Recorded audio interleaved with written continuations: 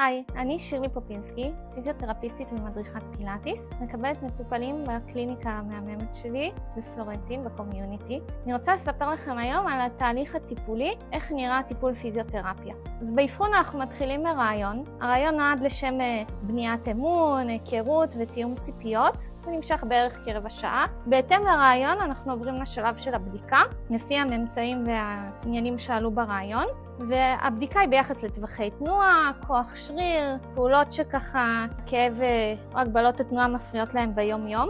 ואחר כך טיפול מותאם אישית, גם עם תרגול, שהוא מותאם באמת למה שראינו בבדיקה, וגם עם עיסוי ומגע. אני מאמינה שהשילוב של גם טיפול במגע וגם טיפול בתנועה הוא אידיאלי, גם ככה מפתח אמון בין המטפל למטופל, גם פשוט התוצאות הכי טובות כשעושים גם וגם. אשמח לראות אתכם מגיעים ועושים את התהליך הזה ביחד איתי.